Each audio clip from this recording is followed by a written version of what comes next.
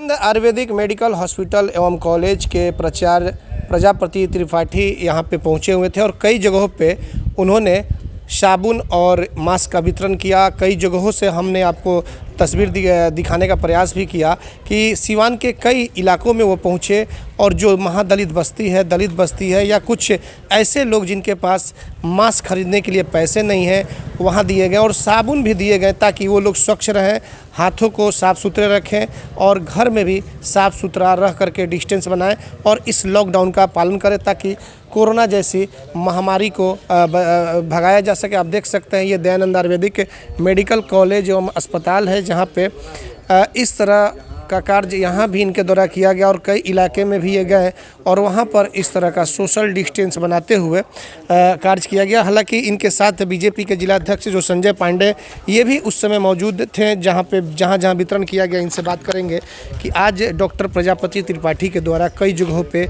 साबुन और मास्क वितरण किया गया, कहाँ किया गया है जानना चाहेंगे आपसे। डॉक्टर प्रजापति त्रिपाठी जी जो दयानंद आयुर्वेदिक मेडिकल कॉलेज एवं अस्पताल के पैटाइज हैं, इनके द्वारा लगातार जो ज़रूरतमंद हैं उनके बीच में मास्क और साबुन का वितरण किया जा रहा है।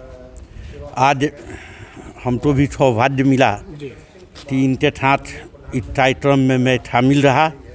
मैं अपने तरफ से दयानंद आयुर्वेदिक कॉलेज के पैटाइज मोर्डे को बहुत बहुत धन्यवाद देता हूँ और इन्होंने अपने कॉलेज को भी दिया है और जितने सिवान में पॉजिटिव मरीज हैं वो यहीं पे हैं, आइसोलेशन केंद्र बनाया गया है। हाँ, यहीं पे हैं और इनके द्वारा मतलब सामाजिक काम में हर काम में बैठ के भाग लिया जाता है।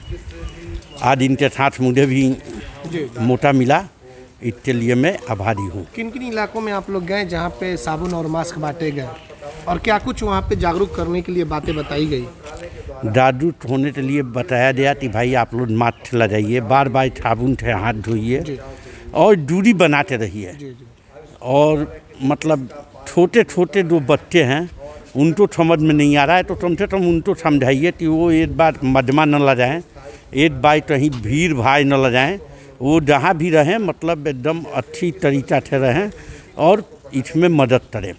चलिए, आपको बीजेपी के जिलाध्यक्ष संजय पांडे ने बताया और एक बार फिर से हम बता दें कि हम अपने कैमरामैन से चाहेंगे कि वो दिखाएं यही वो दयानंद आयुर्वेदिक मेडिकल कॉलेज एवं अस्पताल हैं जिसके यहाँ के प्राचार्य हैं डॉक्टर प्रजापति त्रिपाठी। और आप देख सकते हैं कि यहाँ पे जिला प्रशासन के द्वारा कोविड-19 वायरस के संक्रमण को रोकथाम के लिए आइसोलेशन सा ट्रीटमेंट सेंटर यहाँ बनाया गया है और जितने भी ज़िले के जो भी कोरोना पॉजिटिव मरीज हैं इसी दयानंद आयुर्वेदिक मेडिकल कॉलेज में रखा गया है। काफ़ी सराहनीय कार्य इनके द्वारा किया गया है। इस कॉलेज को देकर के जिला प्रशासन के हाथों की जो यहाँ पे मरीज हो उनको कम से कम यहाँ पे रख करके और आइसोलेट किया गया है और जिस तरह से कई जगहों पे सामग्रियों का वितरण किया गया है, हम अब चलेंगे उनके पास और उनसे हम बात करेंगे कि किस तरह से और कहाँ क्या कुछ आपके द्वारा मास्क और साबुन में वितरण किए गए हैं।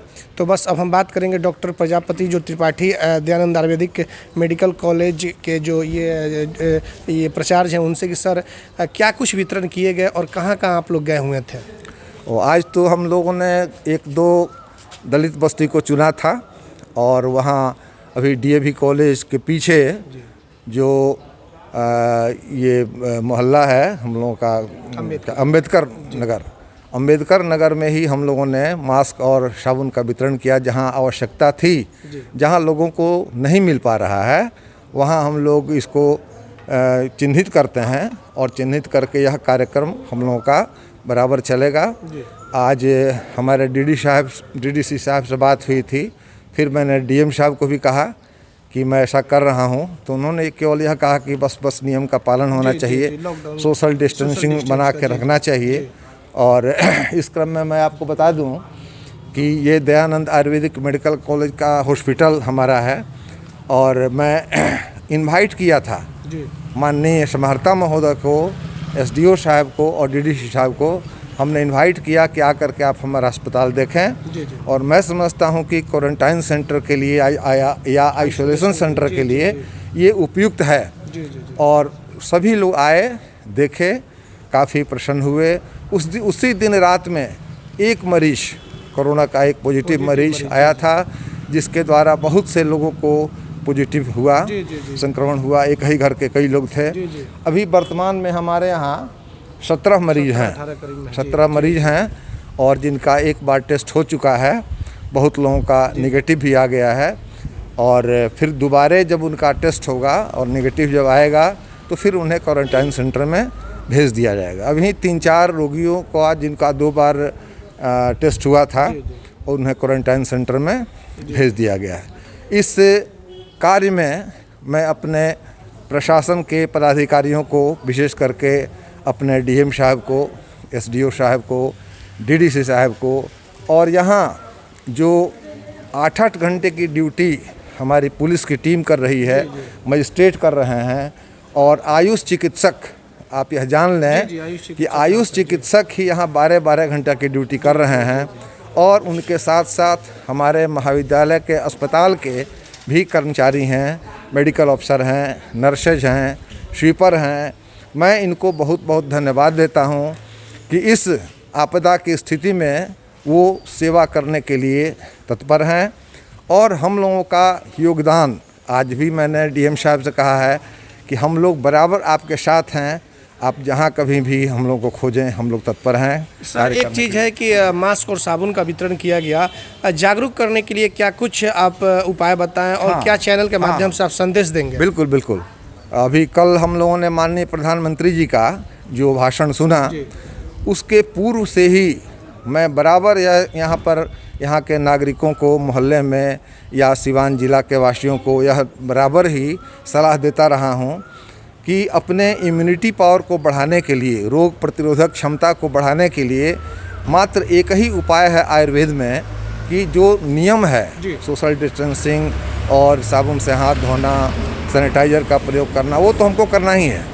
लेकिन इसके अतिरिक्त आयुर्वेद में एक गिलोय गुरुच नाम की औषधि होती है, जो हमारे गार्डन में भी उपलब्ध है, और उसकी विभिन्न औषधियाँ बनती हैं।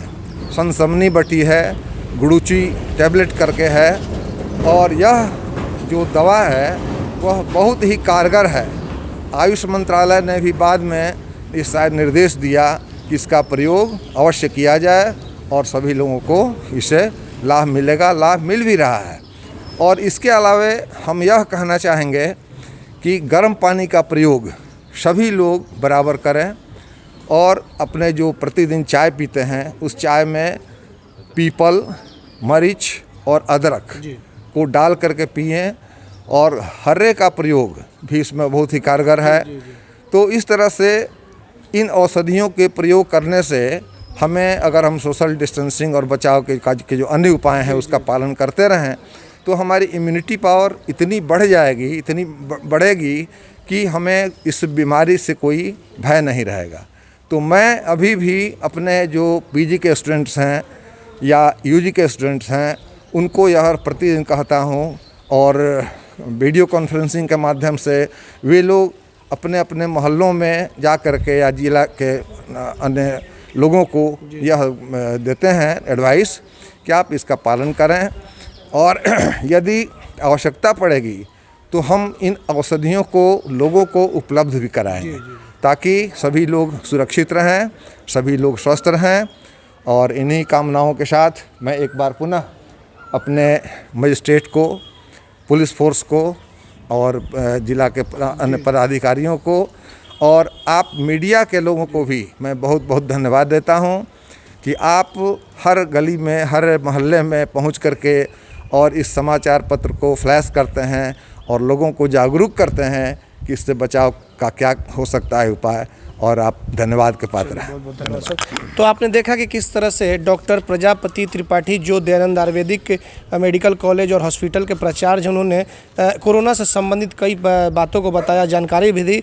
लेकिन इनकी हम तारीफ़ करना चाहेंगे जब इन्होंने उन जैसे अधिकारियों का नाम लिया जो इस आइसोलेशन केंद्र में है, जहां पे कोरोना पॉजिटिव मरीज यहां पे एडमिट है। हालांकि बहुत सारे लोग घरों में बैठे हुए हैं, आराम फरमा रहे हैं, सोशल डिस्टेंस बना करके ही भले घरों में हो, लेकिन उन जाबाज अधिकारियों को एटीएन लाइव सैल्यूट करता है, सलाम करता है कि अपनी जान को जोखिम में डाल करके और पॉजिटिव जो कोरोना के मरीज हैं उनकी सेवा में दिन रात एक किए हुए हैं। ठीक इसी तरह से कुछ और जगहों पर हम चलेंगे और वहां से दिखाएंगे कि सीवान में आज लॉकडाउन और कोरोना से जुड़ी क्या कुछ अपडेट खबरें हैं। हमारे सहयोगी आशीष कुमार गोलू के साथ चंदन कुमार, एटीएन लाइव सीवान।